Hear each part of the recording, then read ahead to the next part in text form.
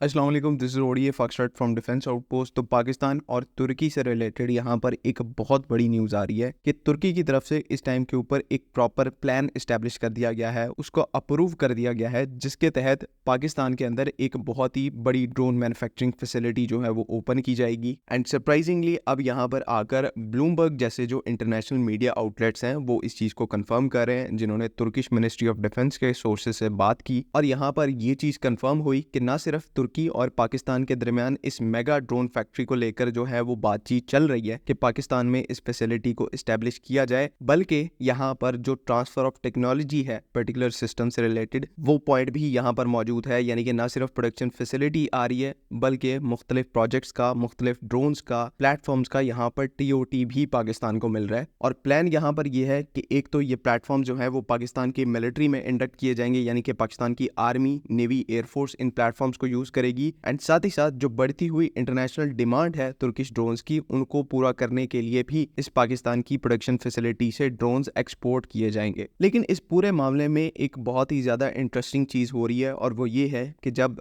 Bloomberg की तरफ से इसको अपनी रिपोर्ट में मेंशन किया गया तो यहाँ पर जो कुछ तुर्किश सोर्सेज हैं, मिनिस्ट्री ऑफ डिफेंस के सोर्सेज हैं, उन्होंने ये जो पूरी प्रोडक्शन फैसिलिटी को एस्टैब्लिश करने की बात की है तो वहां पर एक स्पेसिफिक वर्ड यूज किया गया जो कि प्रोडक्शन हब है। यानी कि तुर्की की तरफ से पाकिस्तान के अंदर एक्चुअली में एक प्रोडक्शन हब इस्टेब्लिश किया जाएगा, जहां पर इस प्रोडक्शन हब के अंडर फिर डिफरेंट फैसिलिटीज होंगी, जहां पर डिफरेंट प्लेटफॉर्म्स को मैन्युफैक्चर किया जाएगा। ये पॉइंट यहाँ पर बहुत ज्यादा इंपॉर्टेंट है बिकॉज एक प्रोडक्शन हब में और एक प्रोडक्शन फैसिलिटी में बहुत ज्यादा फर्क है। प्रोडक्शन हब यहाँ पर बेसिकली सेट ऑफ फैसिलिटीज होता है, यानी कि एक से ज्यादा फैसिलिटीज उस प्रोडक्शन हब में आती हैं। एंड क्योंकि डिफरेंट प्रोडक्शन फैसिलिटीज होती हैं तो हर फैसिलिटी के अंदर एक डिफरेंट प्लेटफॉर्म की, डिफरेंट ड्रोन की या डिफरेंट एयरक्राफ्ट की प्रोडक्शन लाइन एस्टैब्लिश होती है, जहां पर उस स्पेसिफिक ड्रोन के या फिर प्लेटफॉर्म के पार्ट्स जो हैं उनको अलग-अलग करके डिफरेंट प्रोडक्शन लाइंस के अंदर, प्रोडक्शन फैसिलिटीज के अंदर डिवाइड किया जाता है। एंड फिर वहीं से ये डिफरेंट प्लेटफॉर्म्स जो हैं वो रोल आउट होते हैं। तो यहाँ पर पाकिस्तान के कॉन्टेक्स्ट में तुर्की की तरफ से प्रोडक्शन हब को अगर इस्टेब्लिश किया जा रहा है तो तुर्की का यहाँ पर पाकिस्तान के साथ मिलकर ये प्लान है कि यहाँ से डिफरेंट टाइप के ड्रोन्स को मैन्युफैक्चर करके या फिर इवन एयरक्राफ्ट प्लेटफॉर्म्स को मैन्युफैक्चर करके जो है वो इंटरनेशनल मार्केट के लिए उनको अवेलेबल किया जाए। और इस पूरे प्रोसेस में फिर पाकिस्तान के अंदर एक तो प्रोडक्शन फैसिलिटीज ओपन होंगी एंड साथ ही साथ एक क्रूशल जो पॉइंट है ट्रांसफर ऑफ टेक्नोलॉजी का, वो भी यहाँ पर पाकिस्तान को एडवांटेज देगा। नाउ अब यहाँ पर जो इस वीडियो का सबसे इंपॉर्टेंट पॉइंट है कि इस रिपोर्ट में न सिर्फ यहाँ पर कन्वेंशनल एयरक्राफ्ट या फिर कन्वेंशनल प्लेटफॉर्म्स को मेंशन किया जा रहा है जो कि नॉन स्टेल्थ प्लेटफॉर्म्स है, यानी कि बायरेक्टर TB2,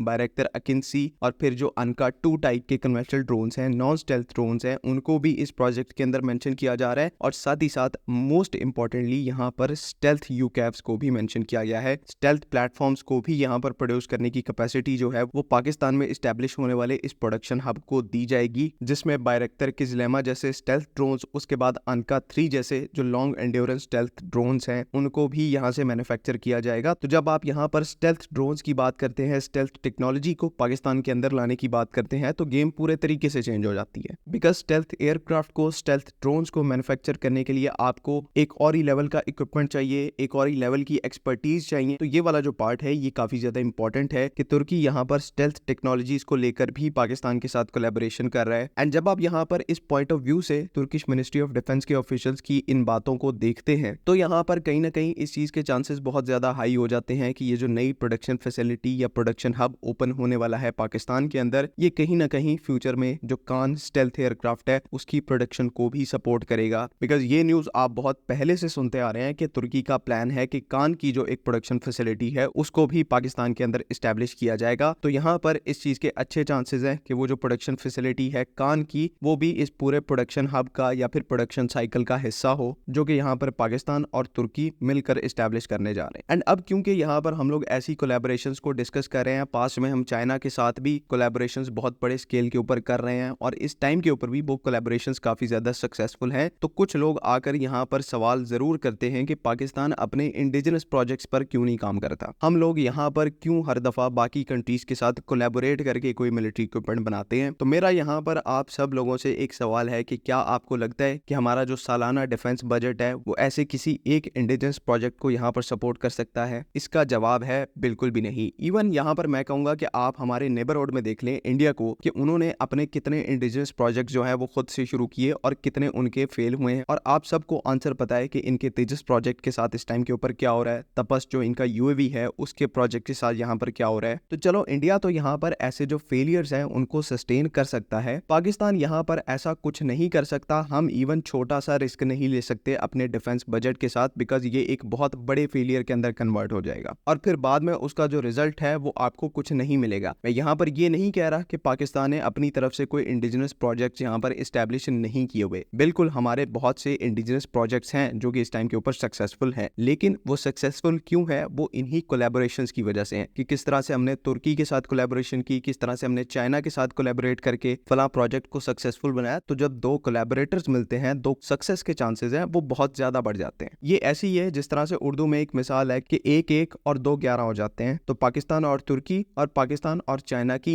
यही मिसाल है कि जब दो कंट्रीज मिलकर यहाँ पर किसी एक प्रोजेक्ट को एग्जीक्यूट कर दी हैं तो वो सक्सेसफुल होता ही होता है। जब कभी भी हमने किसी के साथ मिलकर कोई प्रोजेक्ट इनिशिएट हुआ है, उसके रिजल्ट्स हमें इतने ज्यादा रिमार्केबल मिले हैं कि अब इस टाइम के ऊपर हमसे हर कंट्री जो है वो कोलैबोरेट करना चाहती है और तुर्की इस टाइम के ऊपर हमसे कोलैबोरेट कर रहा है। इसके पीछे यही वजह है कि हमारी जो कोलैबोरेशन चाइना के साथ रही है वो इतनी ज्यादा सक्सेसफुल रही है कि तुर्की की जो डिफेंस इंडस्ट्री है वो भी अब चाह रही है कि एक पाकिस्तान जैसा कोलैबोरेटिंग पार्टनर यहाँ पर होना चाहिए जो कि टेक्निकल एक्सपर्टीज भी हमें दे सके और साथ ही साथ जब जरूरत पड़े फाइनेंशियल असिस्टेंस भी प्रोवाइड कर सके। तो यहाँ पर तुर्की के साथ पाकिस्तान का ये जो प्रोडक्शन फैसिलिटी या फिर प्रोडक्शन हब एस्टैब्लिश करने का प्लान है जिसमें ड्रोन्स और फिर स्टेल्थ एयरक्राफ्ट भी बनाए जाएंगे, ये हमारे हिसाब से एक बहुत ही ज्यादा एक्सीलेंट मूव है एंड जल्द से जल्द यहाँ पर इस चीज को एग्जीक्यूट करना चाहिए। आई होप कि यहाँ पर तमाम चीजें क्लियर हैं। अगर इनसे रिलेटेड कोई क्वेश्चन है तो काइंडली आप कमेंट्स में जरूर पूछ सकते हैं। बाकी अगली वीडियो तक के लिए अल्लाह हाफिज़। पाकिस्तान जिंदाबाद।